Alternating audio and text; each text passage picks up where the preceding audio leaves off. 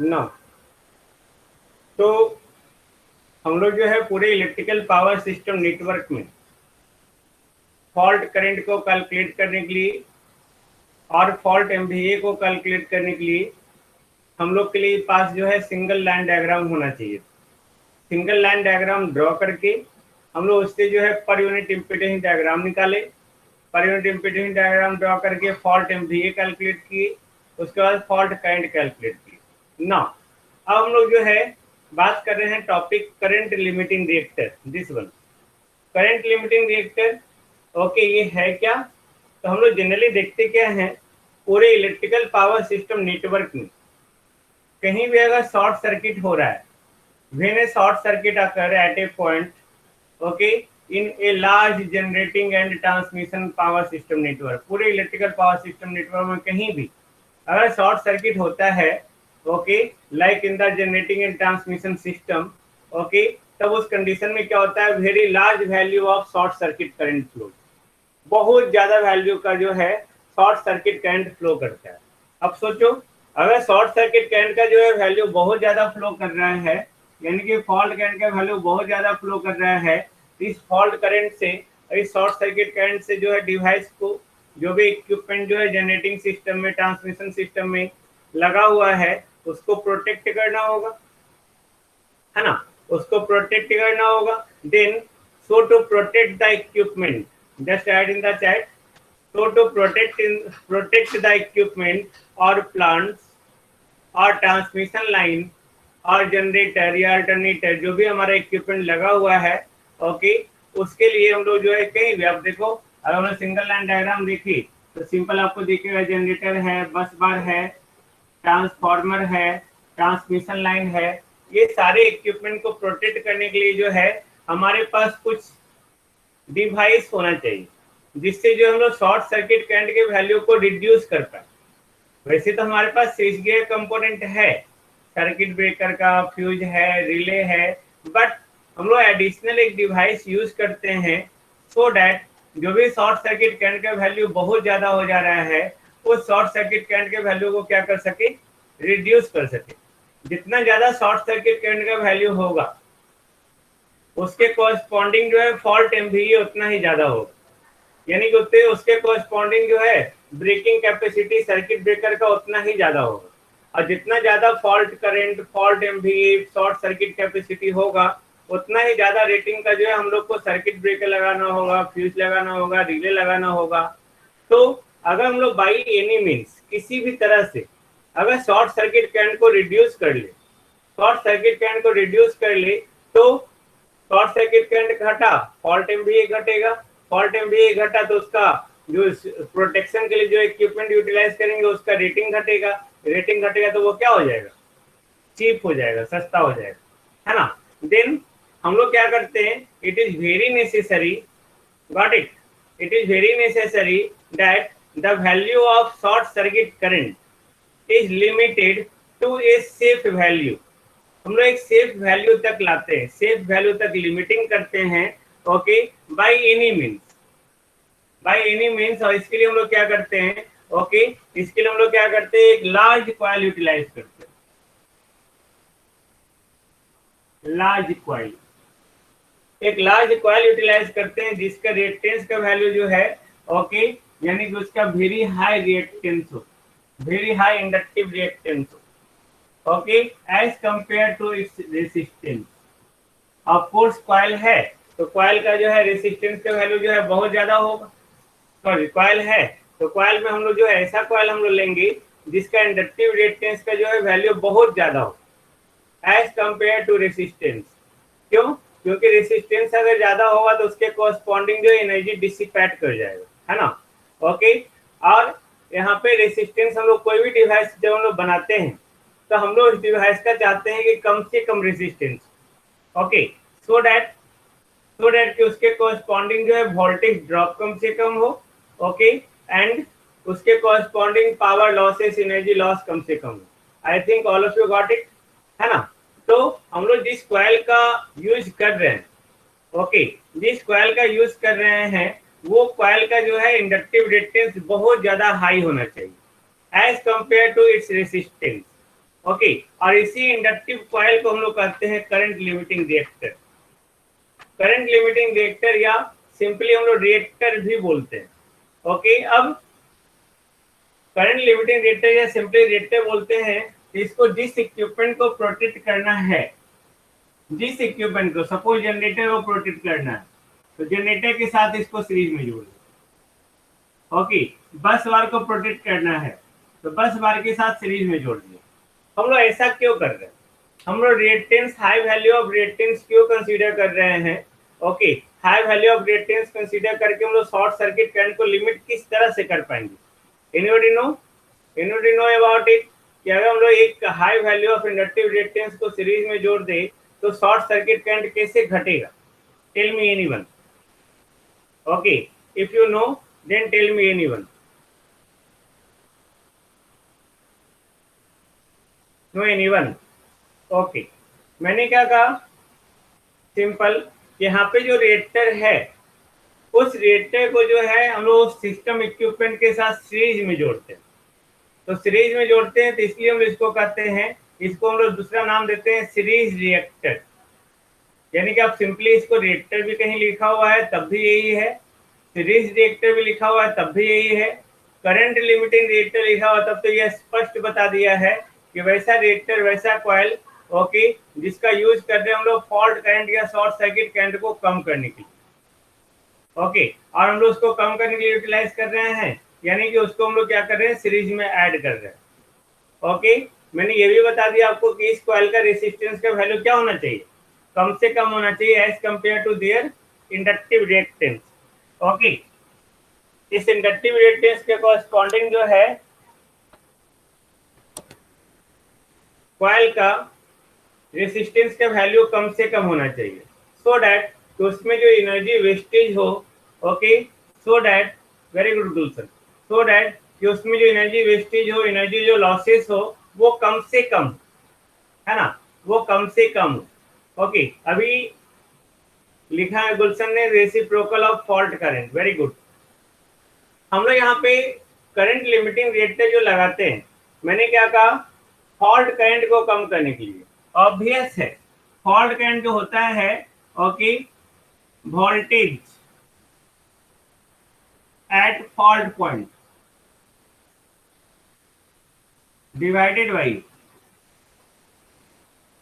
पर unit reactance. अगर पर यूनिट रिएक्टेंस ले रहे हैं तो ये पर यूनिट वोल्टेज होगा और ये पर यूनिट करंट होगा।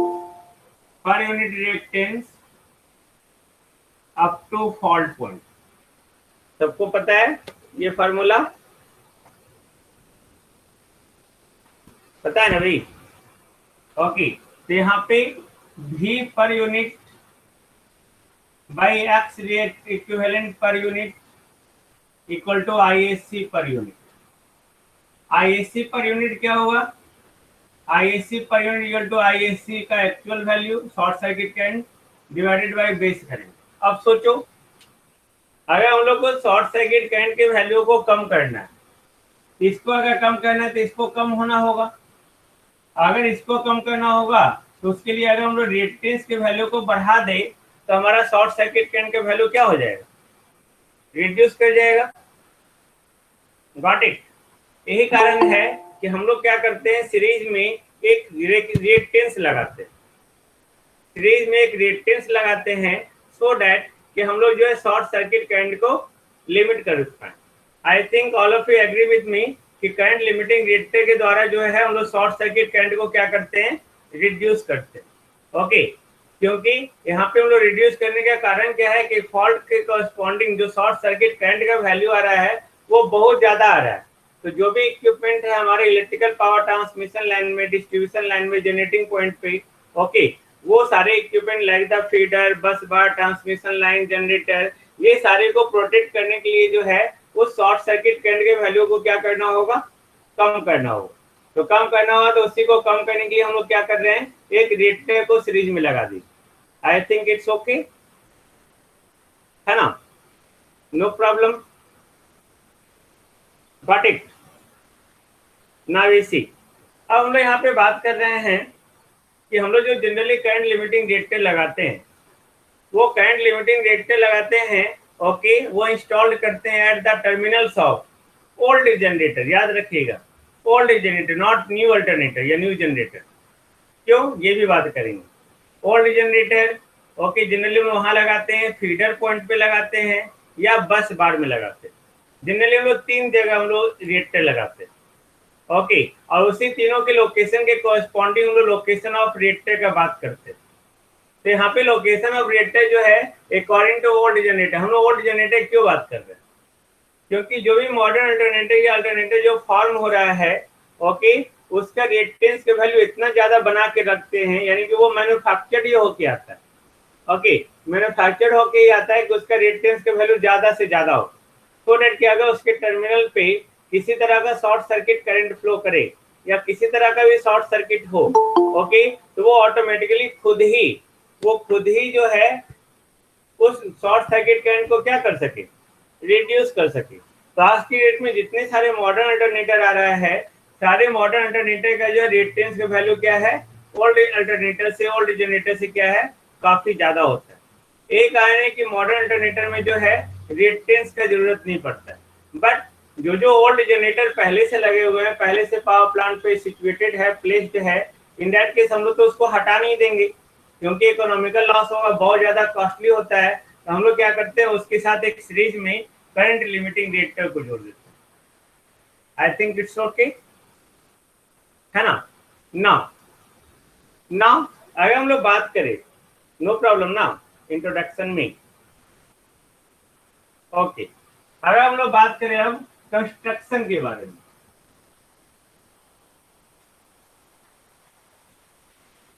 कंस्ट्रक्शन और डिजाइन के बारे में। देखिए पानी जरा, वाटर बोतल देखिए जरा। ओके, अगर हम लोग कंस्ट्रक्शन के बारे में बात करें या हम लोग रिएक्टर के बारे में बात करें, पानी देखें, पानी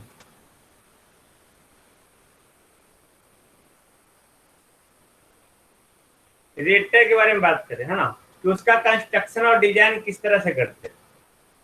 तो हम लोग जो रिएक्टर बनाते हैं, वो रिएक्टर हम लोग जो है 2 तरह का बनाते हैं। एक हमारा जो होता है आयरन कोर रिएक्टर होता है, एक होता है एयर कोर रिएक्टर। नाम है ना, आयरन कोर और एयर कोर, यानी कि वैसा रिएक्टर जिसके कोर में, सेंटर में मैग्नेटिक मटेरियल हो, that is called iron core reactor. वैसा रिएक्टर जिसके सेंटर में एयर हो कोर के रूप में, that is called air core reactor.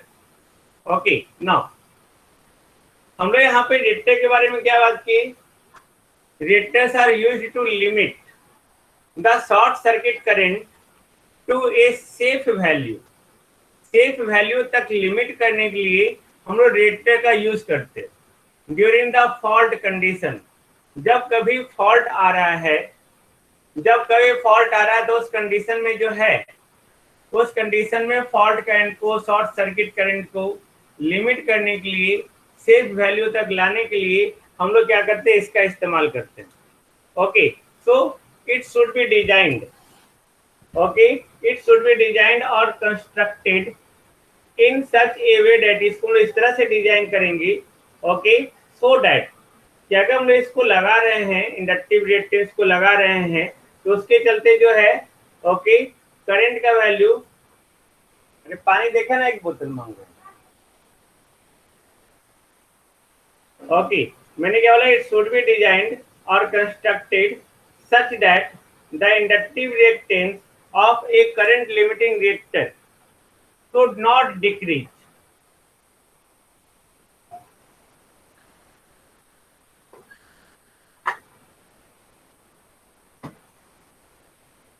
यानी कि इसका डिजाइन ऐसा होना चाहिए कि जो भी हमारा उस रिएक्टर के कोरस्पॉन्डिंग रिएक्टेंस आ रहा है ओके, वो रिएक्टेंस का वैल्यू घटे नहीं। अगर रिएक्टेंस का वैल्यू घट गया, इस रिएक्टेंस का वैल्यू घट गया, तो शॉर्ट सर्किट करंट का वैल्यू क्या होगा, बढ़ जाएगा। तो हम लोग को इस तरह से डिजाइन करना है सो डेट की करंट लिमिटिंग रिएक्टर जो भी हमारा ये सीरीज रिएक्टर ये रिएक्टर है उसके रिएक्टेंस का वैल्यू घटे नहीं। तो हम लोग इसका डिजाइन किस तरह से करेंगे? ओके, तो यहाँ पे होता क्या है कि कोई भी अगर आप रिएक्टर इस्तेमाल करते हैं, ओके, तो उस रिएक्टर को आप उसके साथ सीरीज में जोड़ते हैं। तो सीरीज में जोड़ते हैं तो सीरीज में हमारा इंडक्टिव रिएक्टेंस जो है रेसिस्टेंस की तरह ही ऐड होता है ना, रेजिस्टेंस की तरह ऐड होता है। अगर कैपेसिटर आप जोड़ते तो वो क्या करता है, रिएक्टेंस को घटा देता।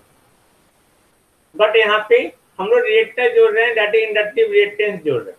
तो यहाँ पे अगर हम लोग इसका डिजाइन करेंगे, आप देखिए ट्रांसमिशन लाइन में, ओके, इस तरह से आपका जो है स्प्रिंग की तरह ऐसे करके एक छोर से दूसरे छोर में कनेक्टेड होता है। देखा है आपने? नहीं देखा है?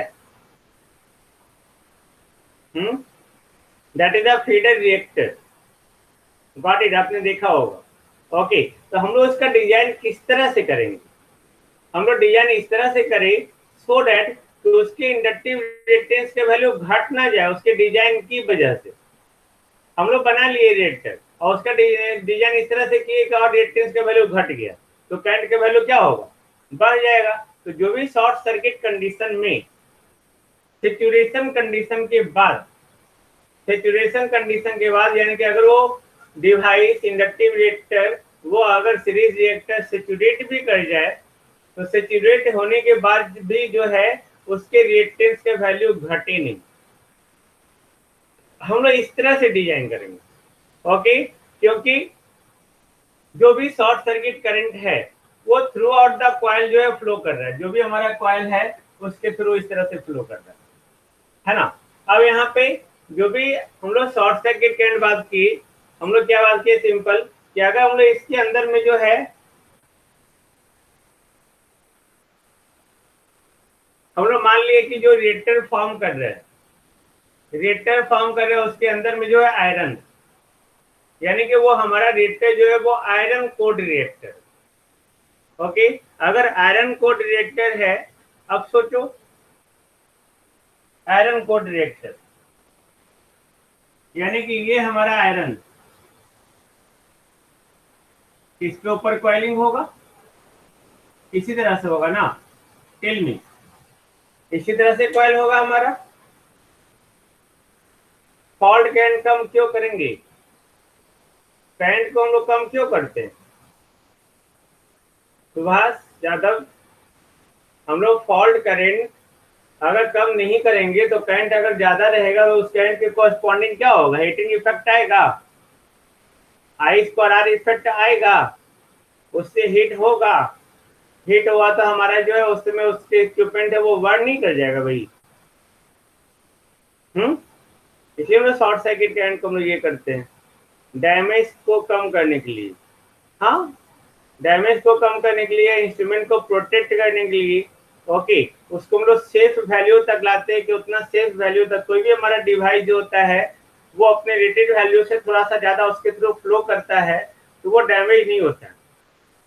तो अगर वो शॉर्ट सर्किट करंट का वैल्यू जो है अगर सेफ वैल्यू तक ले आए by any means by using the series reactor तो वो हमारा सेफ हो गया, यानी कि सेफ करंट आ गया तो उसको हम लोग इजिली कंट्रोल कर सकते हैं, उसको इजिली उससे हम लोग डिवाइस को प्रोटेक्ट कर सकते हैं। लेकिन शुरू में ही जो है शॉर्ट सर्किट करंट का वैल्यू ग्रेसली बहुत ज्यादा जो है वैल्यू हो गया तो उसके कॉरस्पॉन्डिंग हीटिंग इफेक्ट बहुत ज्यादा हो जाएगा, और हीटिंग इफेक्ट बहुत ज्यादा हो जाए तो उसको जो है वो इंस्टेंटेनियसली में भी वो बर्न आउट कर दे डिवाइस को, इक्विपमेंट को, है ना। नो, मैंने क्या बोला, if the reactor is formed with the iron core like that, अगर इस आयरन कोर की तरह जो है आयरन कोर को सेंटर में रख के एक रिएक्टर बनाते हैं, okay, iron core inductor by assuming that it will maintain the constant reactance, it will maintain the constant reactance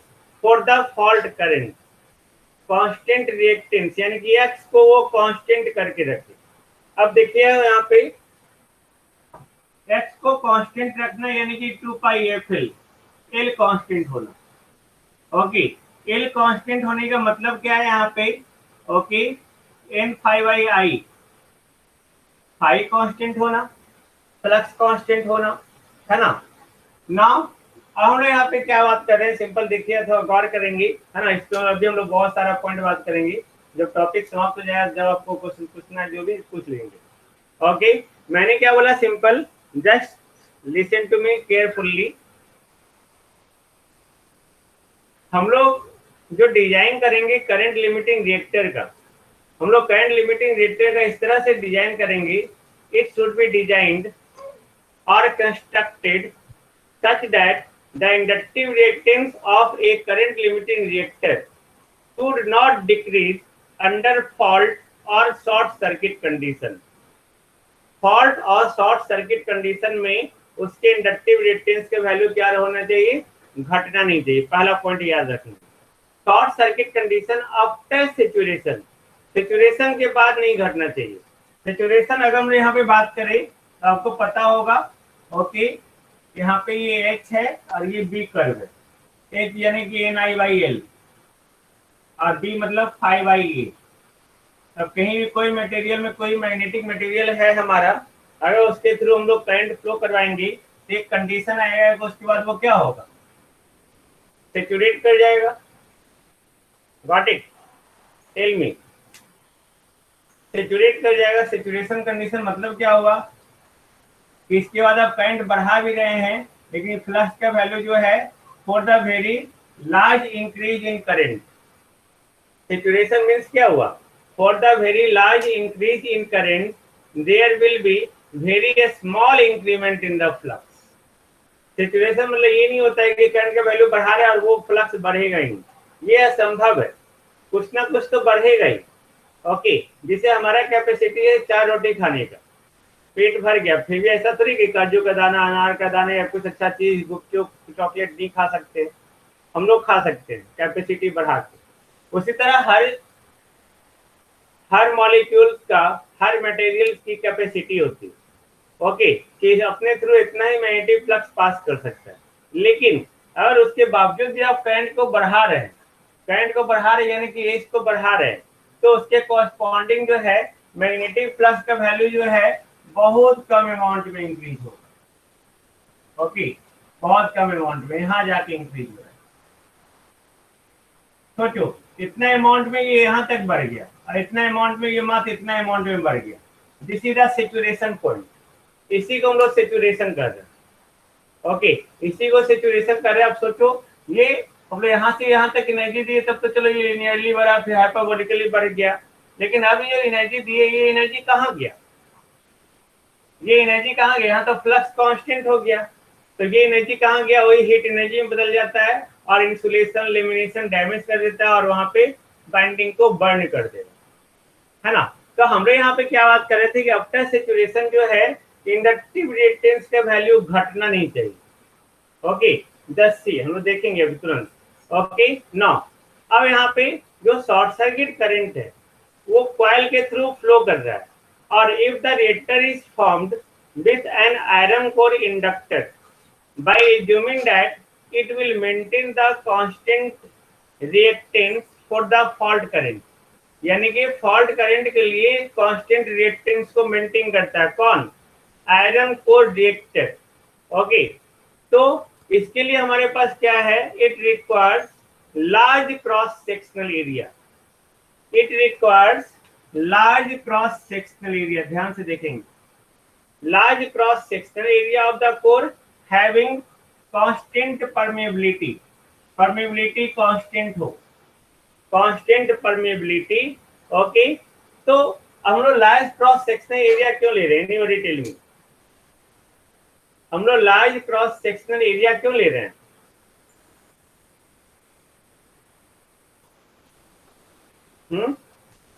मैंने क्या बात बोला कि जो भी हमारा इंडक्टर है, सीरीज रिएक्टर है, ओके, उसके कॉरेस्पॉन्डिंग जो है वो सैचुरेशन के बाद वो जो है कांस्टेंट ही रहे, रिलक्टेंस कम होने के लिए, रेसिस्टेंस कम होने के लिए। ध्यान से देखिए, मैंने इसको लास्ट क्लास में बताया भी हूँ, L equal to mu N square A by L, this one, mu magnetic material का परमेबिलिटी, ए मैग्नेटिक मटेरियल का क्रॉस सेक्शनल एरिया, जितना इसका क्रॉस सेक्शनल एरिया होगा ओके, उसी पे हम लोग बाइंडिंग करेंगे, है ना। ये अगर हम लोग लार्ज क्रॉस सेक्शनल एरिया लिए तो उसके कोरस्पॉन्डिंग इंडक्टेंस का वैल्यू ज्यादा होगा होगा इंडक्टेंस का वैल्यू ज्यादा होगा। अगर इंडक्टेंस का वैल्यू ज्यादा होगा तो रिएक्टेंस का भी वैल्यू ज्यादा होगा। रिएक्टेंस का वैल्यू ज्यादा होगा तो सैचुरेशन के बाद जो है, बाद में वो क्या होगा, कांस्टेंट मेंटेन करेगा। Got it. तो यहाँ पे large cross sectional area with the constant permeability L equal to mu N square A by L. But इसका डिसएडवांटेज है कि अगर आप यहाँ पे क्रॉस सेक्शनल एरिया आयरन का लार्ज लेते हैं, ओके, लार्ज लेते हैं और परमेबिलिटी कांस्टेंट होता है, इन दैट केस वो हमारा जो है आयरन कोर वो बल्की हो जाएगा। बल्की यानी कि विशाल, साइज उसका बढ़ जाएगा, बल्की हो जाएगा, वो कॉस्टली हो जाएगा, वेट उसका बढ़ जाएगा, और वहां पे कोर लॉसेस भी क्या होगा, बहुत बहुत ज्यादा होगा। तो ये जो कोर लॉसेस होता है जनरली नियर अबाउट रिएक्टर का रेटिंग का 5% हो जाता है। कब? जब हम लोग एयर कोर रिएक्टर इस्तेमाल कर रहे हैं तो यहाँ पे हमने बात की, यहाँ पे एक बात और किया कि यहाँ पे जो भी डिसएडवांटेज है, डिसएडवांटेज क्या है, ओके, कि हम लोग लार्ज क्रॉस सेक्शनल एरिया ले रहे हैं, ओके, उसके कारण जो उसका साइज बढ़ जा रहा है, उसका कॉस्ट बढ़ जा रहा है, साथ साथ कोर लॉस भी हो रहा है ना। तो इसी डिसएडवांटेज के कारण जो है इसको हम लोग ज्यादा यूज नहीं करते, it should not be longer use. और यहाँ पे न्यू कंस्ट्रक्शन इस्तेमाल करते हैं, that is the air core reactor. But अभी इसका कहानी समाप्त नहीं हुआ, डोंट वरी। ओके, तो आयरन कोर रिएक्टर में आयरन का साइज ज्यादा, ओके, यानी कि क्रॉस सेक्शनल एरिया ज्यादा होने की वजह से जो है वो साइज उसका बल्कि हो गया। ओके, अब हम लोग यहाँ पे एक एयर कोर रिएक्टर ले रहे हैं। तो air core reactor is usually used for the construction of current limiting reactor. That is this reactor is constructed with the non magnetic core. Air हमारा क्या है, नॉन मैग्नेटिक मटेरियल है ना। Near about आपका 1 आता है, नॉन मैग्नेटिक मटेरियल है। Okay, अब जब नॉन मैग्नेटिक मटेरियल है तो हम लोग यहाँ पे जो रिएक्टर है, रिएक्टर वो कंस्ट्रक्ट कर रहे हैं, रिएक्टर यानी कि कॉइल, उसके सेंटर में नॉन मैग्नेटिक कोर हो गया, यानी कि एयर कोर हो गया। अब यहाँ पे जो मैग्नेटिक कोर है, यानी कि the saturation of the magnetic core would would lead to a decrease in its inductance at large currents and एक सेकंड।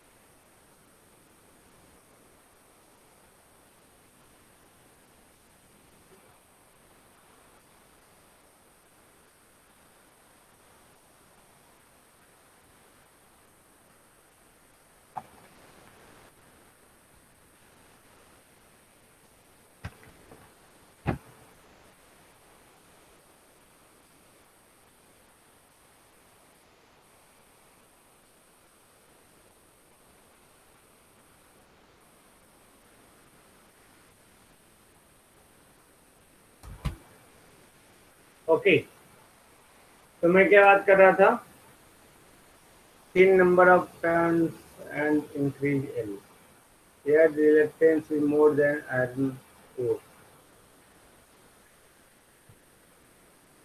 क्या लिख रहे हो मुझे पता नहीं चल रहा भाई।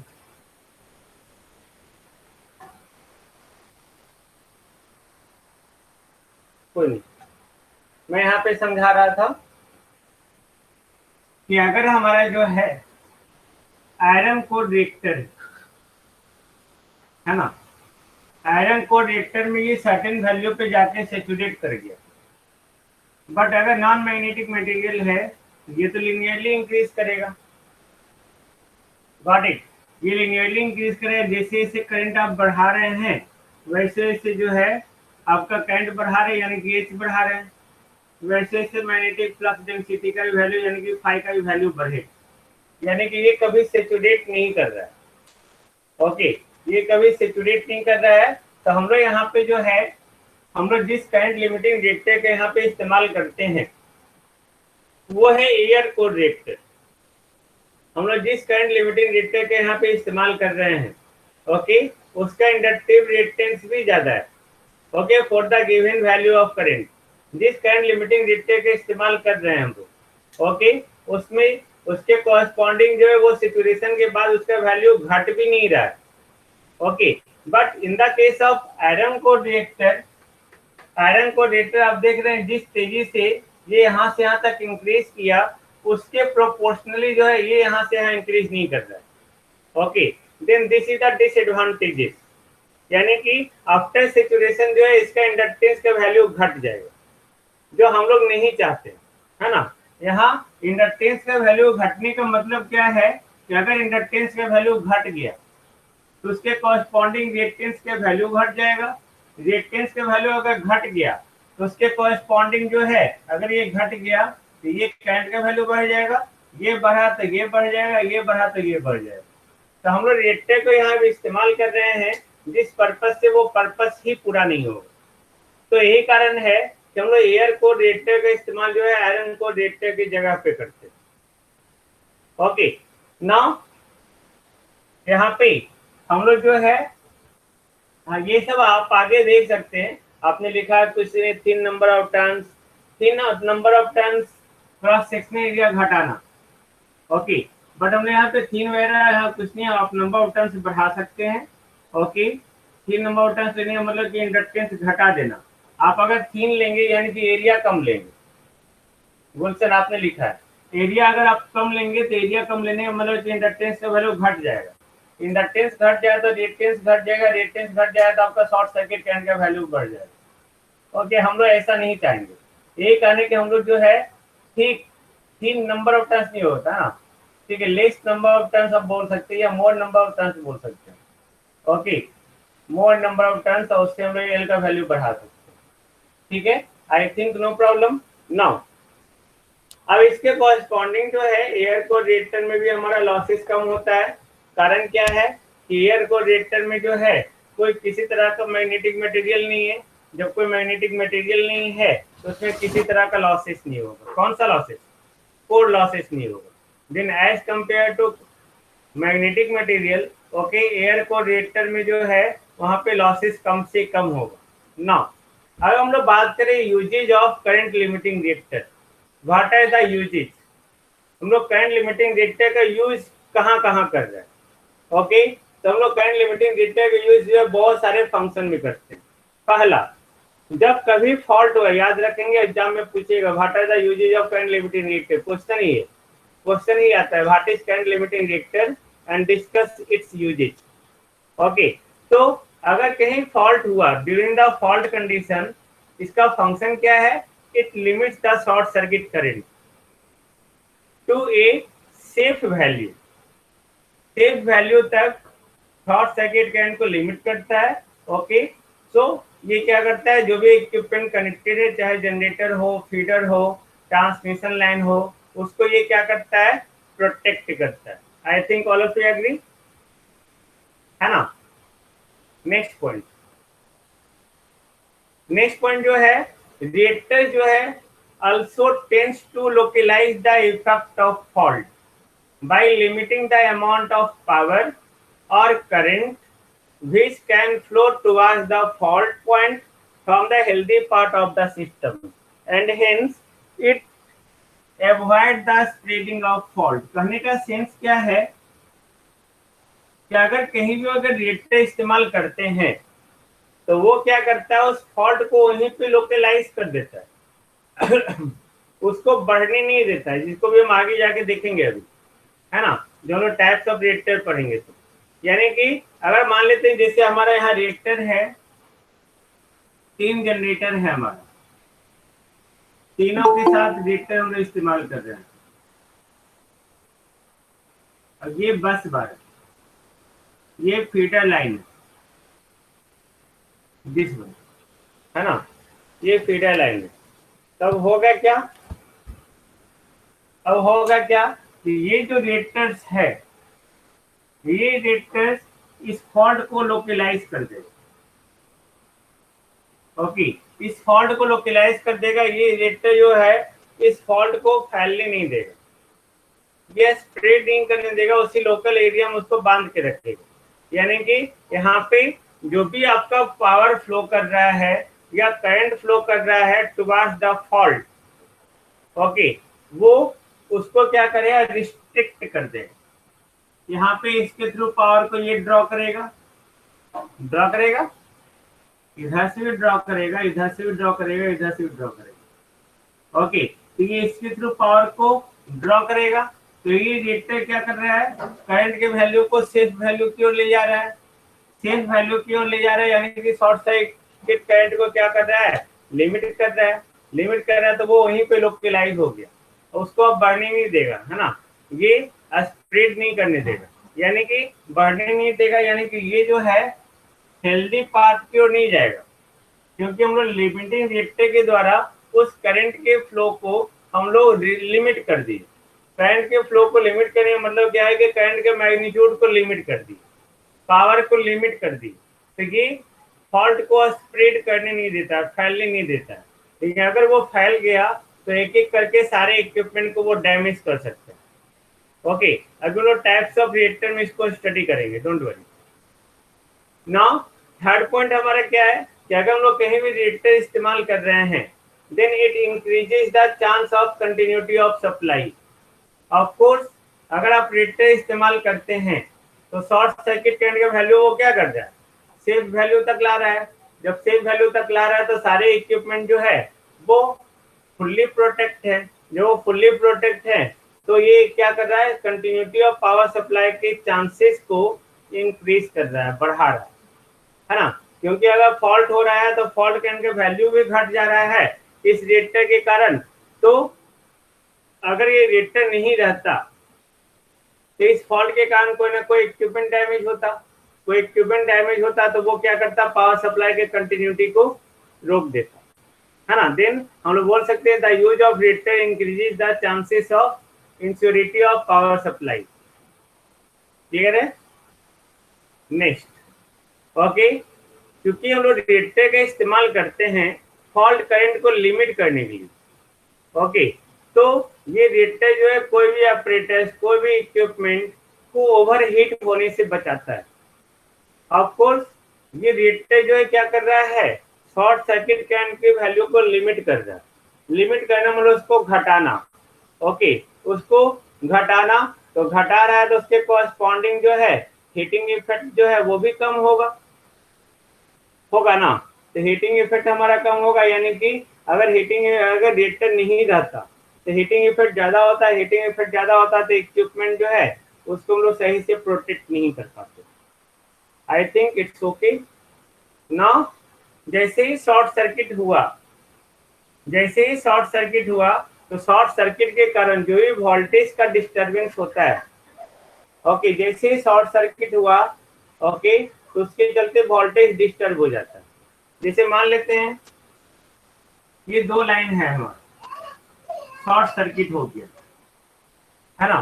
तो शॉर्ट सर्किट हो गया तो उसके चलते जो है ये वोल्टेज यहाँ पे इस पॉइंट पे वोल्टेज क्या हो गया, 0 हो गया। नहीं, वोल्टेज बिटवीन दिस 2 पॉइंट क्या हो गया, 0 हो गया। तब यहाँ पे ये वोल्ट 0 हो गया, बट यहाँ पे तो हम लोग सप्लाई 3 फेज में दे रहे हैं। जब 3 फेज में हम लोग दे रहे हैं तो अदर फेज में वोल्टेज क्या होगा, बहुत ज्यादा वैल्यू से बढ़ जाएगा। शॉर्ट सर्किट आपको याद होगा, है ना, तो उसके चलते जो है आपका वोल्टेज का वैल्यू बहुत ज्यादा तेजी से बढ़ जाएगा, है ना। तो बहुत ज्यादा तेजी से वैल्यू दूसरे फेज में बढ़ेगा, इसमें नहीं। ओके, तो यहाँ पे शॉर्ट सर्किट के कारण ऐसा हो रहा है। आपको याद होगा मैंने बताया था शंट फॉल्ट और सीरीज फॉल्ट में, है ना, कि सीरीज फॉल्ट में जो है सीरीज फॉल्ट के कारण करंट का वैल्यू बढ़ता है या घटता है? Tell me anyone. Series fault के कारण करंट का वैल्यू बढ़ता है या घटता है? बढ़ता है। उसी तरह शंट फॉल्ट में करंट का वैल्यू घटता है। जाके देखिए नोट्स, है ना, याद रखिए। तो ये क्या कर रहा है, अगर हम लोग रेटर इस्तेमाल कर रहे हैं, तो रेटर इस्तेमाल कर रहे हैं तो उसके कॉरस्पॉन्डिंग फॉल्ट करंट को, बस एक ही फंक्शन है उसका, रेटर के कारण फॉल्ट करंट को लिमिट करना। अब आपको कोरिलेट करना है सिर्फ, है ना, कि इस फॉल्ट करंट के घटने के कारण क्या क्या हो सकता है, बस वही यूजेज है इसका।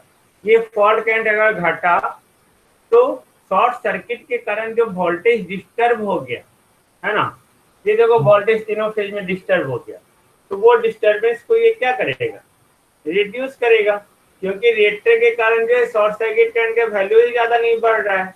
ओके, तो वोल्टेज डिस्टर्बेंस वोल्टेज को रिड्यूस नहीं कर रहा है ये। ओके, ये वोल्टेज को रिड्यूस नहीं कर रहा है, वोल्टेज की डिस्टर्बेंस को रिड्यूस कर रहा है जो डिस्टर्ब हो रहा है। ओके, अगर ये लिमिटिंग रेटर नहीं होता लिमिटिंग रेटर नहीं होता तो वो क्या होता, शॉर्ट सर्किट ज्यादा होता, शॉर्ट सर्किट ज्यादा होता तो उसके कॉरस्पॉन्डिंग क्या होता, सिंपल, तो उसके चलते वोल्टेज ज्यादा डिस्टर्ब होता। तो हम लोग वोल्टेज डिस्टर्बेंस को भी हम लोग रिड्यूस कर सकते हैं, है ना। ना वही अगर हम लोग करंट लिमिटिंग रेटर इस्तेमाल कर रहे हैं या सीरीज रेटर इस्तेमाल कर रहे हैं, तो मैंने पहले ही बताया उसके चलते जो है शॉर्ट सर्किट करंट का वैल्यू घटेगा, शॉर्ट सर्किट करंट के वैल्यू घटने के कारण जो है फॉल्ट करंट का वैल्यू घटेगा, सेम चीज है। फॉल्ट करंट का वैल्यू घटने के कारण जो है फॉल्ट एमवीए का वैल्यू घटेगा, यानी कि हम लोग जो है अगर रेटर इस्तेमाल करते हैं तो उसके चलते जो है हम लोग स्विच गियर कंपोनेंट जो इस्तेमाल कर रहे हैं प्रोटेक्शन पर्पज से, चाहे वो आपका फ्यूज हो, सर्किट ब्रेकर हो, ओके, या रिले हो, उसका रेटिंग भी क्या होगा, पहले से घट जाएगा, है ना। यानी कि अगर हम लोग सिर्फ एक रेटर इस्तेमाल कर रहे हैं, उस रेटर के कारण इतना एडवांटेज है, यानी कि सर्किट ब्रेकर का रेटिंग भी वो घटा दिया, तो रेटिंग घटने के कारण क्या हो रहा है, सिंपल, ओके, उसका कॉस्टिंग बचेगा, इकोनॉमिकल होगा ये, है ना। ना इससे एक चीज और क्लियर है कि इस रेटर के कारण जो है जितने सारे स्विचिंग इक्विपमेंट हैं सारे का जो है कैपेसिटी रिड्यूस होगा, कैपेसिटी रिड्यूस होगा तो हमारा कॉस्टिंग बचेगा, सस्ता हो जाएगा, वेरी गुड। ओके, जो भी हमारा ओवरऑल है वो सिस्टम हमारा क्या हो जाएगा, इकोनॉमिकल हो जाएगा। Okay, I think no problem. Okay, अब अगर हम लोग जो है लोकेशन ऑफ रेटर की बात करें, लोकेशन ऑफ रेटर इसी क्लास में नेक्स्ट क्लास में बात करें, यही बात कर रहे थे, हाँ।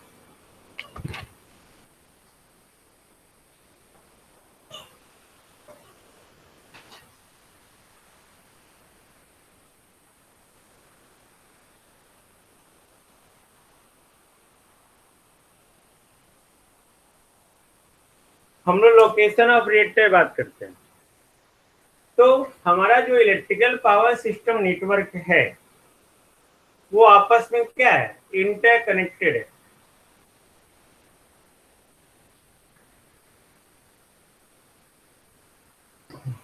जब आपस में इंटरकनेक्टेड है तो अगर फॉल्ट लेवल बढ़ रहा है, okay, the with the increase in interconnection of the power system network the fault level are increasing. बहुत सारे इलेक्ट्रिकल इक्विपमेंट एक साथ जुड़ रहे हैं, आपस में इंटरकनेक्ट हो रहा है, तो आपस में इंटरकनेक्ट होने के कारण जो है, आप सोचो ये हमारे पास एक पॉइंट है, पहले सिर्फ ये एक जनरेटर से जुड़ा हुआ था, अब यहाँ 2 3 4 5 या मोटर भी जुड़ गया, अब तो बहुत सारे सिस्टम से इंटरकनेक्टेड हो गया और यहाँ पे फॉल्ट हो गया, तो पहले सिर्फ एक ही से पावर ड्रॉ करता, जो फॉल्ट MVA होता है हमारा। अब क्या है, ये सारे वे से जो है फॉल्ट पावर को ड्रॉ करेगा। तो फॉल्ट पावर को ड्रॉ करेगा तो उसके चलते फॉल्ट लेवल क्या होगा, इंक्रीज करेगा। Okay, so it is very necessary to increase the reactance by using the reactor, by locating the reactor at the certain point in the system। कोई भी सिस्टम में हम लोग रिएक्टर को किसी सर्टेन पॉइंट पे लोकेट करते हैं। सर्टेन पॉइंट पे लोकेट करके हम लोग क्या करते हैं, रिएक्टर को लोकेट करते हैं, यानी कि रिएक्टर को जोड़ देते हैं। यानी कि हम लोग वहां पे किसी इक्विपमेंट के साथ उसको सीरीज में जोड़ देते हैं। तो सीरीज में जोड़ने के कारण जो है वहां का रिएक्टेंस क्या हो जाएगा, बढ़ जाएगा। जब रिएक्टेंस बढ़ जाएगा तो उसके कॉरस्पॉन्डिंग फॉल्ट करंट का वैल्यू क्या होगा, घट जाएगा। फॉल्ट करंट का वैल्यू घटेगा तो फॉल्ट लेवल भी घट जाएगा। ओके, उसके कॉरस्पॉन्डिंग जितने सारे स्विच गियर कंपोनेंट हैं, चाहे वो सर्किट ब्रेकर हो, फ्यूज हो, रिले हो उसका भी रेटिंग, उसका भी साइज क्या होगा, घट जाएगा। देन हम लोग यहाँ पे रिएक्टर को लोकेट कहाँ करते हैं, तो एक रिएक्टर को जो लोकेट हम लोग इस तरह से करते हैं so that, याद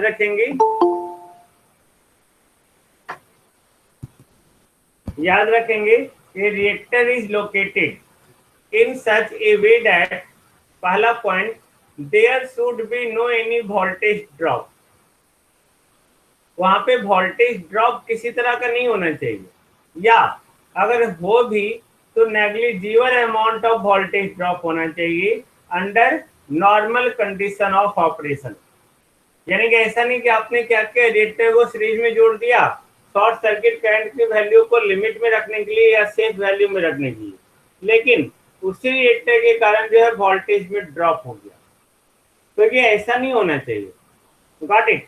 अगर ऐसा हुआ तो लगाने का जो है वो नॉर्मल कंडीशन में हमेशा क्या होते रहेगा, वोल्टेज का ड्रॉप होते रहेगा, जो हम लोग नहीं चाहते, है ना। यानी कि अंडर नॉर्मल कंडीशन जो है negligible amount of voltage drop हो, ओके, और prevent the large short circuit current fed by the generator.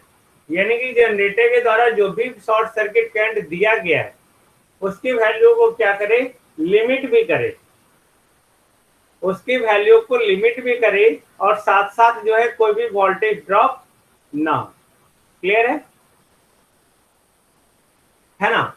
ना अगर हम लोग यहाँ बात करें कि रिएक्टर को हम लोग लोकेट कहाँ कहाँ करते हैं, तो रिएक्टर को हम लोग मेनली 3 जगह लोकेट करते हैं। पहला जनरेटर रिएक्टर, दूसरा फीडर रिएक्टर, तीसरा बस बार रिएक्टर। बस बार, अब हम लोग इसको एक एक करके स्टडी करेंगे। ओके, इसको एक एक करके हम लोग स्टडी करेंगे। जनरेटर रिएक्टर,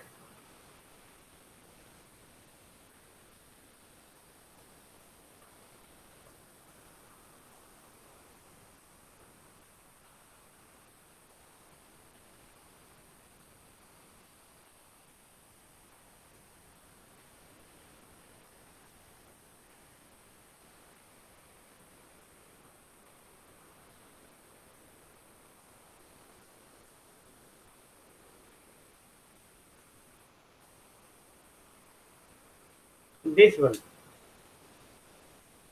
ये जनरेटर है, ये जनरेटर रिएक्टर है, ये बस बार है, और ये feeder line.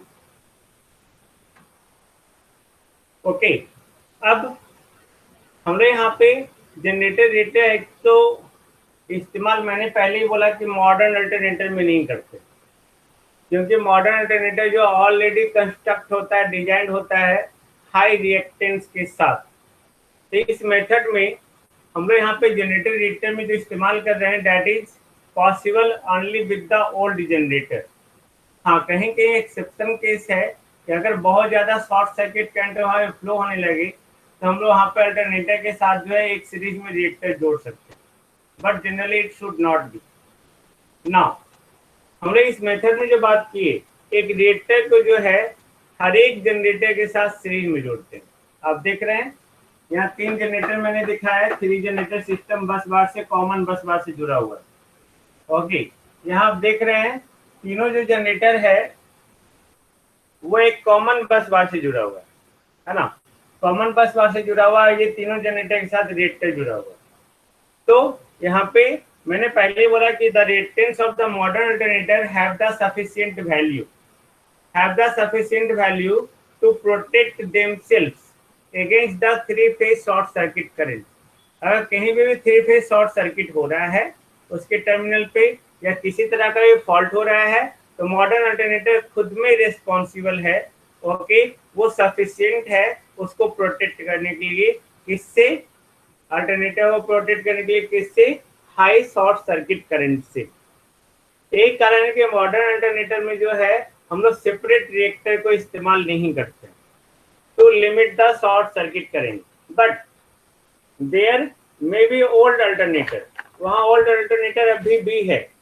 Okay, they are used in parallel with the modern alternator, they are used with the parallel with the old generator. Okay, तो ये ओल्ड जनरेटर में नीड है एक रिएक्टर का, एक करंट लिमिटिंग रिएक्टर का जो शॉर्ट सर्किट करंट को लिमिट कर सके। तो यहाँ पे जनरेटर रिएक्टर में डिसएडवांटेज क्या है कि अगर हम यहाँ पे इस्तेमाल करते हैं तो full load current is always flowing through the reactor which causes the voltage drop, okay, and a constant power loss under the normal operating condition। अब देखो अगर हम लोग जनरेटर के साथ रिएक्टर इस्तेमाल कर रहे हैं सीरीज में तो फॉल्ट आए चाहे ना आए ये तो सप्लाई करेगा ही करंट भाई।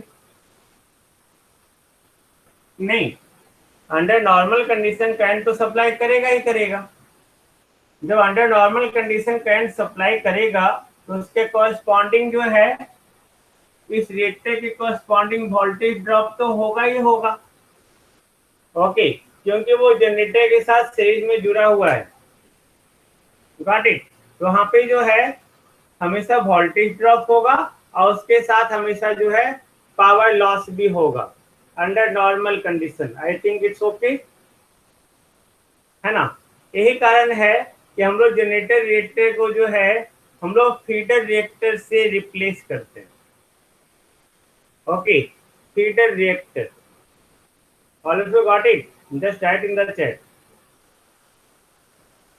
एक रिएक्टर को हम लोग इस्तेमाल कर रहे हैं just to reduce the short circuit current, short circuit current को रिड्यूस करने के लिए। बट उसके साथ साथ हम लोग ये भी चाहेंगे कि नॉर्मल कंडीशन में वोल्टेज ड्रॉप हमेशा ना होते रहे। बट ये नॉर्मल कंडीशन में भी जो है इसके थ्रू हमेशा जो है वोल्टेज ड्रॉप होते रहेगा, हमेशा पावर लॉस होते रहेगा। अब अगर हम लोग फीडर रिएक्टर इस्तेमाल करें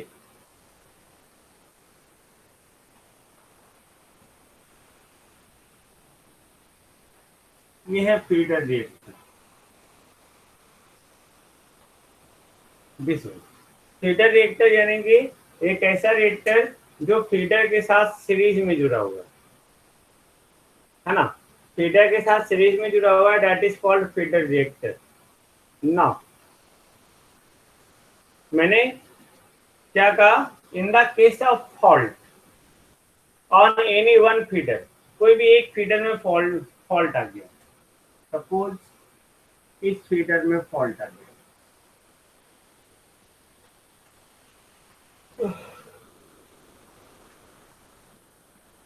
अगर इस फीडर में फॉल्ट आ गया then what happens? What happens? The generator power supply तो कर रहा है ना। ओके, तो अगर यहाँ फॉल्ट आया तो ये पावर को ड्रॉ करेगा। इन the case of fault on any one feeder, old generator नहीं समझ में आया, मॉडर्न अल्टरनेटर कैसे लगाते हैं सर? कैसे लगाते हैं? जैसे ओल्ड जनरेटर लगाते हैं। मॉडर्न अल्टरनेटर मतलब व्हाट? मॉडर्न अल्टरनेटर जो मतलब ये जो आज के समय में अल्टरनेटर बन रहा है ना, that is the modern alternator, और जो पहले अल्टरनेटर बन गया वो ओल्ड जनरेटर या ओल्ड अल्टरनेटर। तो पहले जो जनरेटर बना, ओके, उसमें हम लोग उतना ज्यादा रिएक्टेंस पहले नहीं रखते थे, बनाते ही नहीं थे। तो ओल्ड जनरेटर को प्रोटेक्ट करने के लिए हम लोग को जनरेटर रिएक्टर लगाना पड़ता है। तो अब मॉडर्न अल्टरनेटर में पहले से हम लोग इतना कॉइलिंग करते हैं, इस तरह से वाइंडिंग करते हैं, सो दैट उसका इंडक्टिव रिएक्टेंस इतना ज्यादा हाई हो कि अगर उसके टर्मिनल पे किसी तरह का शॉर्ट सर्किट हो, ओके, तो वो उसको शॉर्ट सर्किट के कॉरस्पॉन्डिंग अगर कोई भी करंट फ्लो कर रहा है तो उस करंट को वो क्या कर सके, रिड्यूस कर सके to the safe value. Okay, और जनरेटर को हम लोग हमेशा पैरेलल में लगाते हैं। Got it? Got it?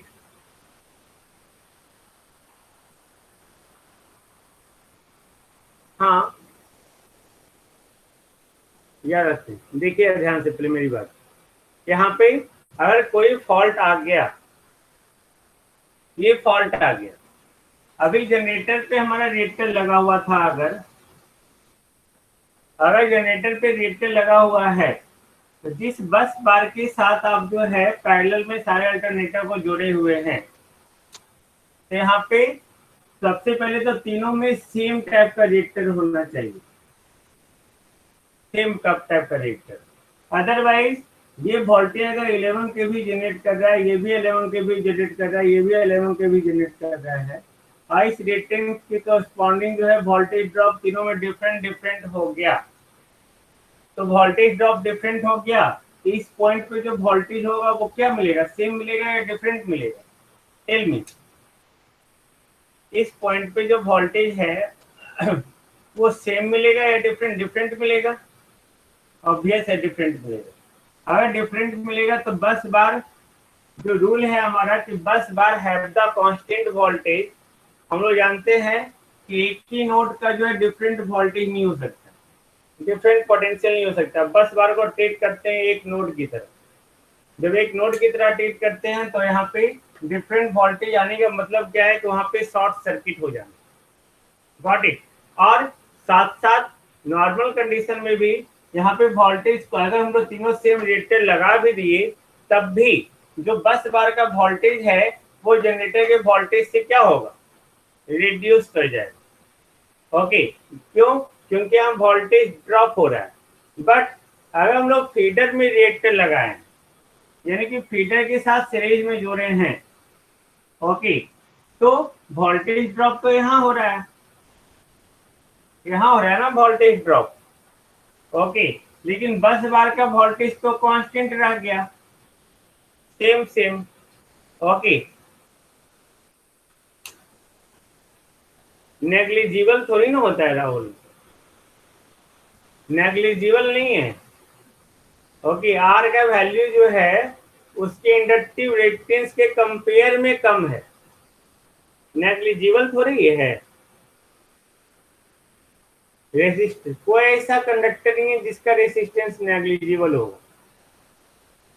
Okay, लेकिन हम लोग कैलकुलेशन पर्पज से रेसिस्टेंस को नेग्लेक्ट करते हैं।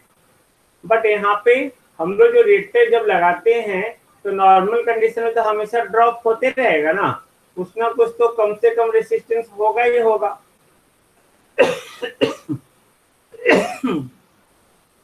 है ना, कम से कम रेजिस्टेंस तो होगा ही होगा। जब कम से कम रेजिस्टेंस होगा तो इन दैट केस जो है, सॉरी, कम से कम रेजिस्टेंस तो होगा ही होगा। जब कम से कम रेजिस्टेंस होगा तो उसके कॉरस्पॉन्डिंग वोल्टेज ड्रॉप होते रहे। लेकिन अगर हम लोग फीडर में रिएक्टर लगा दिए, फीडर में रिएक्टर लगा दिए तो यहाँ तक तो सारा वोल्टेज कांस्टेंट ही रह गया, यानी कि बस बार में जो वोल्टेज ड्रॉप है उसमें नहीं होगा बस बार में, और बस बार जो है वो बहुत ज्यादा अफेक्टेड नहीं होगा, और बस बार का वोल्टेज क्या रह जाएगा, वो कांस्टेंट रह जाएगा। और also it ensure about the continuity of power supply, ये पावर सप्लाई के कंटिन्यूटी को भी मेंटेन कर सकता है। क्लियर है ना? अब अगर किसी एक फीडर पे फॉल्ट आया, अभी तक हम लोग फॉल्ट का बात नहीं की, अगर किसी एक फीडर पे फॉल्ट आ गया, okay, since the fault on A feeder will not affect the other feeder, इस फीडर को ये कोई इफेक्ट नहीं कर रहा है। इस फीडर के साथ क्या हो रहा है, क्यों? अगर यहाँ पे फीडर पे फॉल्ट आया तो ये पावर को ड्रॉ करेगा फ्रॉम द सोर्स, इससे भी पावर ड्रॉ कर रहा है, इससे भी पावर ड्रॉ कर रहा है, इससे भी पावर ड्रॉ कर रहा है। फीडर तो इंडिपेंडेंट रह गया, यानी कि इस फीडर पे ये कोई इफेक्ट नहीं डाल पाया। Got it? I think all of you got it. कि अगर हम लोग फीडर रिएक्टर का बात करें तो फीडर रिएक्टर में किसी तरह का जो है, इस फीडर रिएक्टर के कारण अगर इस फीडर में फॉल्ट आता तो ये लोकलाइज रह गया, लोकलाइज हो गया, यानी कि सिर्फ इसी फीडर में ये इफेक्टेड होगा। बाकी अदर टू फीडर जो है that is independent, that is not affected by this feeder जिसमें किसी तरह का फॉल्ट आ रहा है ना। बट इसका भी डिसएडवांटेज है। ओके, अगर हम लोग फीडर रिएक्टर इस्तेमाल किए और कहीं अगर यहाँ फॉल्ट आ गया, अगर यहाँ फॉल्ट आ गया तो ये जनरेटर को प्रोटेक्ट नहीं कर पाएगा। कौन से जनरेटर को? ओल्ड जनरेटर को। मॉडर्न जनरेटर में तो ऑलरेडी रिएक्टेंस लगा हुआ है। Got it? यहाँ फॉल्ट आया तो वो लोकलाइज हो गया, लेकिन अगर जनरेटर के टर्मिनल पे फॉल्ट आया, अगर जनरेटर के टर्मिनल पे फॉल्ट आया, इन दैट केस जो है, इन दैट केस क्या होगा, वो जनरेटर को प्रोटेक्ट नहीं कर पाएगा, है ना। जनरेटर को प्रोटेक्ट नहीं कर पाएगा, बट हम लोग इसको क्या करते हैं, नेग्लेक्ट कर देते हैं जनरेटर के प्रोटेक्शन को, क्योंकि आज के डेट में हम लोग मॉडर्न अल्टरनेटर का इस्तेमाल करते हैं जिसका ट्रांजिएंट रिएक्टेंस या रिएक्टेंस जो है वो हाई होता है। Got it? I think no problem. नहीं, पावर फॉल्ट की तरफ ही क्यों ड्रॉ होता है? Very good question.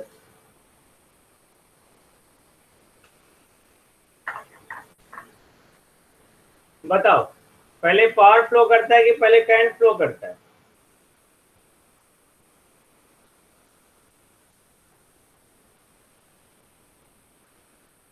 बता रहा हूं, पावर जो है पहले फ्लो करता है राहुल, या पहले करंट फ्लो करता है? करंट। अब यहाँ पे शॉर्ट सर्किट होना, शॉर्ट सर्किट होना यानी कि उसका पाथ छोटा हो जाना, पाथ छोटा हो जाना है कि उसका इम्पीडेंस या रेसिस्टेंस या रिएक्टेंस वो घट जाना, तो करंट का वैल्यू बढ़ेगा। तो करंट जहाँ पे जिस पॉइंट पे शॉर्ट सर्किट हुआ वो तो करंट ड्रॉ करेगा ना अपनी ओर, या नहीं करेगा? ज्यादा से ज्यादा करंट फ्लो करेगा ना अपनी ओर। तो जब वो ज्यादा ज्यादा करंट फ्लो करेगा तो किधर से करंट ड्रॉ करेगा? जहां सोर्स है। करंट ड्रॉ करना यानी कि उस समय उस जगह पे जो वोल्टेज है वो वोल्टेज और करंट अगर मल्टीप्लाई कर दिए यानी कि वो पावर ड्रॉ कर रहा है। तो अगर वो पावर ड्रॉ कर रहा है तो उस समय वो जो पावर ड्रॉ करेगा, जहां जहां सोर्स है वहां से पावर ड्रॉ करेगा। यहाँ सोर्स था, यहाँ से पावर ड्रॉ करेगा। ये सोर्स है, यहाँ से पावर ड्रॉ करेगा। ये सोर्स है, यहाँ से पावर ड्रॉ करेगा। तो वो अपनी ओर ड्रॉ तो करेगा बिकॉज उसके कोरस्पॉन्डिंग जो है करंट का वैल्यू ज्यादा हो गया। तो करंट कहाँ से ड्रॉ होगा? सोर्स से ना। हमेशा बैटरी जनरेटर से ही करंट ड्रॉ करते हैं हम लोग, लोड से थोड़ी ड्रॉ करते हैं। लोड की ओर तो हमेशा जाता है। Got it Rahul? ओके ना आरती रह, तो फीडर पे इफेक्ट पड़ेगा या नहीं पड़ेगा? फीडर पे इफेक्ट नहीं पड़ेगा। मैंने अभी क्या बोला, अगर यहाँ कहीं फॉल्ट आ रहा है तो नॉर्मल कंडीशन होगा। अगर नॉर्मल कंडीशन हुआ तो जिस तरह से हम लोग फीडर मतलब ट्रांसमिशन लाइन हम लोग यहाँ बात कर रहे हैं, तो ट्रांसमिशन लाइन है तो वहां पे तो वोल्टेज ड्रॉप ऑलरेडी होता ही होता है जितना होना चाहिए, इसके कॉरस्पॉन्डिंग भी होगा। लेकिन इस बस बार का वोल्टेज जो है वो कांस्टेंट रह जाएगा, ये ज्यादा इफेक्टेड नहीं होगा। ओके, जनरेटर के टर्मिनल का वोल्टेज और बस बार का वोल्टेज वो हमेशा क्या रह जाएगा, सेम रह जाएगा। तो बस बार का वोल्टेज अफेक्टेड नहीं होगा। साथ साथ अगर हमने फीडर में किसी एक फीडर में फॉल्ट आया, तो किसी एक फीडर में फॉल्ट आने के कारण दूसरे फीडर पे कोई इफेक्ट नहीं पड़ रहा है, क्योंकि इसको अगर पावर ड्रॉ चाहिए तो वो पावर जो है इससे ये ड्रॉ इस तरह से कर लिया, ये इससे इधर ड्रॉ कर लिया, तो ये बस बार अफेक्टेड हो रहा है, फीडर से तो कोई मतलब ही नहीं है। Got it? सर वहाँ पे सब फॉल्ट बोल रहे हैं सर, वहाँ सर जनरेटर में जब फॉल्ट आएगा तब सब फीडर पे इफेक्ट पड़ेगा, नहीं वहाँ पे जो एक ऊपर अगर साइड भी है। जनरेटर पे फॉल्ट आया, अगर जनरेटर में फॉल्ट आया तो यहाँ पे क्यों इफेक्ट पड़े, इधर कोई सोर्स नहीं है ना हमारे पास, ये जो है इधर कोई सोर्स नहीं है ना जो इधर से पावर ड्रॉ करने लगेगा। Got it? फीडर पे कोई इफेक्ट नहीं पड़ेगा। अगर यहाँ पे फॉल्ट आ रहा है तो ये सोर्स से पावर को ड्रॉ करेगा, या इस सोर्स से पावर को ड्रॉ करेगा, या इस सोर्स से पावर को ड्रॉ करेगा। Got it? Okay, now next term is the bus bar reactor, यानी कि हम लोग बस बार में रिएक्टर लगाते हैं। ओके, अब यहाँ पे बस बार रिएक्टर जो है वो हमारा दो तरह का होता है, एक रिंग सिस्टम होता है, दूसरा टाई बार सिस्टम होता है। दोनों को एक एक करके हम लोग देखेंगे। बस बार रिएक्टर क्या होता है, during the normal condition there are constant voltage drop constant हमेशा होगा, and constant power loss occur in the generator reactor में आपने देखा कि कांस्टेंट वोल्टेज ड्रॉप हमेशा हो रहा है, कांस्टेंट पावर लॉस हमेशा हो रहा है। फीडर रिएक्टर में भी आपने देखा। ओके, यहाँ पे जो भी फीडर बनाया था मैंने उसके साथ भी हमेशा कांस्टेंट जो है पावर लॉस और कांस्टेंट वोल्टेज ड्रॉप हमेशा होते रहे फीडर में भी। ओके, तो क्या जनरेटर और फीडर दोनों के पास रिएक्टर का यूज करेंगे? अपोज करेंगे। हम लोग दोनों में से कोई एक रिएक्टर इस्तेमाल करेंगे या तीनों में से कोई एक रिएक्टर इस्तेमाल करेंगे, डिपेंड करेगा केसेस पे। सोचो, अगर मॉडर्न अल्टरनेटर लगा हुआ है यार, अगर मॉडर्न अल्टरनेटर लगा हुआ है तो मॉडर्न अल्टरनेटर में अल्टरनेटर के पास रिएक्टर लगाने का कोई नीड नहीं रहा। क्लियर है ना? अब अगर हम लोग फीडर में रिएक्टर लगाते हैं तो फीडर में रिएक्टर लगाने के बाद जो है इसके साथ में constant voltage drop power loss होगा। हाँ, यहाँ पे क्या होगा कि बस बार के वोल्टेज पे कोई इफेक्ट नहीं होगा, लेकिन अगर जनरेटर पे रिएक्टर लगा रहे हैं तो बस बार का वोल्टेज भी इफेक्ट होगा, ओके, और पावर लॉस भी होगा, है ना, क्योंकि वो जनरेटर के साथ अटैच है। ये जनरेटर के साथ अटैच है। ओके, अगर जनरेटर के साथ आपने रिएक्टर को लगाया तो यहाँ वोल्टेज ड्रॉप होगा उसके कारण बस बार का वोल्टेज भी घटेगा नॉर्मल कंडीशन में। फॉल्ट तो दूर रहा, नॉर्मल कंडीशन का हम लोग बात कर रहे हैं। ओके, फॉल्ट आएगा तब तो उसको सेव कर ही लेगा, लेकिन नॉर्मल कंडीशन में कांस्टेंट वोल्टेज ड्रॉप और पावर लॉस दोनों होते रहे। तो जनरेटर रिएक्टर में constant voltage drop power loss हमेशा होगा, फीडर रिएक्टर में भी होगा, लेकिन फीडर रिएक्टर जो है जनरेटर रिएक्टर के मुकाबले में अच्छा है। क्यों? क्योंकि फीडर रिएक्टर में जो है बस बार का voltage near about always constant रहता है, और जनरेटर रिएक्टर जो है लगाने का नीड अब नहीं है। जहां जहां मॉडर्न अल्टरनेटर लगा रहे हैं वहां वहां जो है हम लोग हाई ट्रांजिएंट रिएक्टेंस का ही अल्टरनेटर बनाते हैं। नाउ अब क्योंकि दोनों रिएक्टर में, चाहे वो आपका जनरेटर रिएक्टर हो या फीडर रिएक्टर हो, ओके, दोनों रिएक्टर में कांस्टेंट वोल्टेज ड्रॉप हो रहा है, कांस्टेंट पावर लॉस हो रहा है। ओके, तो इसको हम लोग अवॉइड करते हैं। It is avoided by using the reactor in series with the bus bar. हम लोग बस बार के साथ जो है रिएक्टर को लगाते हैं। अब बस बार के साथ रिएक्टर किस तरह से लगाते हैं, तो वो हमारा दो तरह का सिस्टम है ना, दो तरह का सिस्टम है। एक सिस्टम हमारा रिंग सिस्टम है, आप देखेंगे अभी ये सारा प्रॉब्लम दूर हो जाएगा। एक हमारा रिंग टाइप सिस्टम है, और दूसरा जो है हमारा वो हमारा है टाई बार सिस्टम। ओके, अब देखो हम लोग ने क्या किया, बस बार के साथ रेट लगा दिया, दिस वन बस बार के साथ रेट लगा दिया। This is the ring system, got it,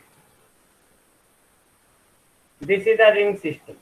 अब यहाँ पे देखो, यहाँ पे हो क्या रहा है, इन दिस सिस्टम फीडर, ये देखो ये जो है इंडिपेंडेंट हो गया, दिख रहा है, ये भी इंडिपेंडेंट हो गया। हर जनरेटर के साथ एक फीडर लगा हुआ है, दिख रहा है, इंडिपेंडेंट हो गया, ना ही कोई वोल्टेज ड्रॉप, ना ही कोई पावर लॉस, बिकॉज फीडर में जो नॉर्मली हम लोग फीड करते हैं पावर, ओके, एक फीडर के लिए एक जनरेटर, एक फीडर के लिए एक जनरेटर, एक फीडर के लिए एक जनरेटर। ओके, यहाँ पे सिंगल फीडर दिखाया हुआ, बट ये 3 फेज फीडर है ना, ये सिंगल लाइन दिखाने मतलब ये नहीं कि यहाँ पे सिंगल फेज जनरेटर, ये 3 फेज जनरेटर है और यहाँ पे 3 फेज ट्रांसमिशन लाइन भी है, बट हम लोग यहाँ पे सिंगल फेज मान के यहाँ पे ड्राइंग कर रहे हैं। तो आप यहाँ देख रहे हैं, feeder is normally fed by one generator, दिख रहा है, टेल मी, दिख रहा है भाई? ओके, आइए इन दोनों के बीच में बस बार एक करें, क्या इसमें वोल्टेज ड्रॉप हुआ?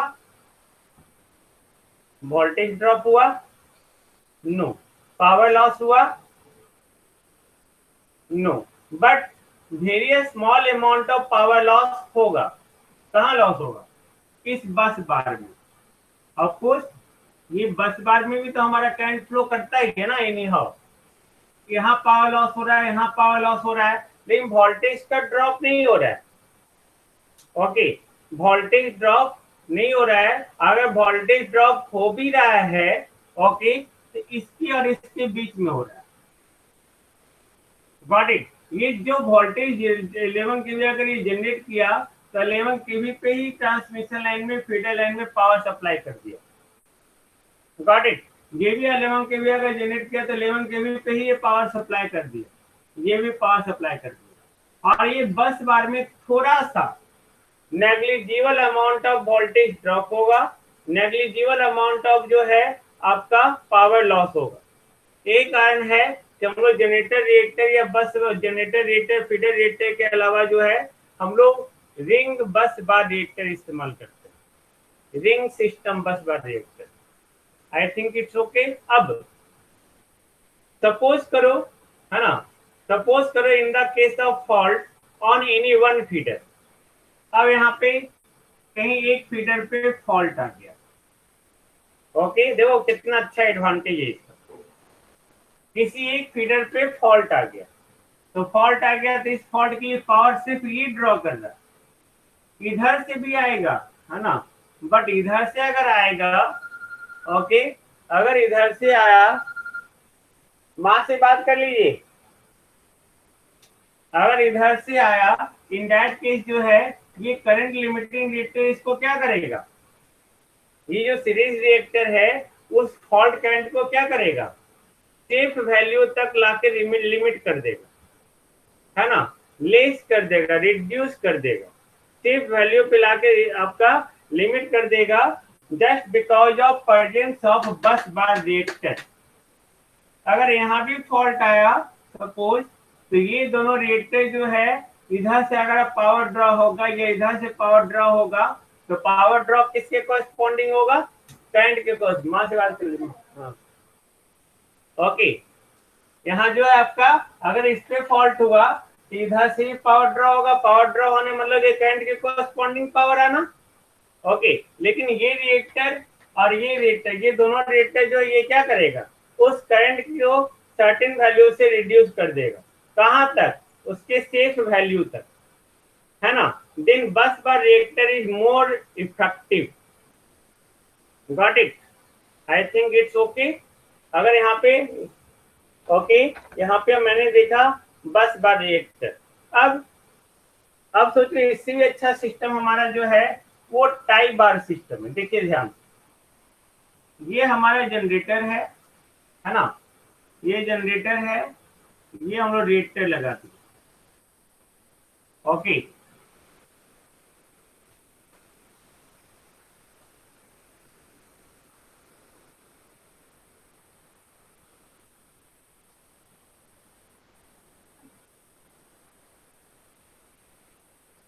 और ये फीडर हो गया, ये टाई बार सिस्टम हो गया। ये देखो, ये देखो best system, this is the feeder react sorry tie bar system. Okay, यहाँ पे जो है हर एक सेक्शन के लिए, है ना, हर एक सेक्शन के लिए देखो, अगर मान लेते हैं यहाँ फॉल्ट आ गया, ओके, तो इससे पावर ड्रॉ किया, लेकिन इससे ड्रॉ करने के लिए यहाँ पे देखो, इसके लिए तो एक ही पाथ है भाई, यहाँ से पावर आ गया इधर, दिख रहा है आपको। अब इधर से अगर पावर ड्रॉ किया तो एक रिएक्टर, इसके बाद इधर से पावर ड्रॉ किया तो एक रिएक्टर, और ये दूसरा रिएक्टर। यानी कि इस जनरेटर से अगर पावर ड्रॉ किया या शॉर्ट सर्किट करंट फ्लो किया तो कितना रिएक्टर मिल रहा है इसको पाथ में? 2 रिएक्टर मिल रहा है ना। यहाँ भी देखो, इससे भी अगर आ रहा है, ओके, तो इसको भी कितना रिएक्टर मिल रहा है? 2 रिएक्टर। ये इस सिस्टम में जो है, इस सिस्टम में हम लोग बस बार रिएक्टर लगाए, इसमें एक ही रिएक्टर मिल रहा था, तो एक रिएक्टर के कॉरेस्पॉन्डिंग जो है करंट का लिमिट होगा। अब 2 रिएक्टर आ गया, तो 2 रिएक्टर आ गया तो करंट का वैल्यू और रिड्यूस कर जाएगा, और रिड्यूस कर जाएगा तो वो ज्यादा इफेक्टिव होगा, यानी कि वो फॉल्ट करंट जो है नॉर्मल करंट की तरह हो जाएगा। नॉर्मल करंट की तरह हो जाए तो यहाँ जो भी आपका पावर फ्लो करेगा, ये पावर फ्लो आपका mainly just because of 2 generator जिससे वो फीडर कनेक्टेड है। Got it? I think no problem. यहाँ पे हर एक सेक्शन के बीच में जो है 2 बस बार रिएक्टर है, हर एक सेक्शन के बीच में 2 बस बार रिएक्टर है, और यहाँ पे दोनों बस बार रिएक्टर जो है करंट को और रिड्यूस कर देगा। इसका ऑपरेशन जो है सिमिलर है रिंग सिस्टम की तरह ही, है ना। I think no problem regarding the tie bar system, नहीं ना, नहीं। Then this is the concept of limiting reactor, current limiting reactor.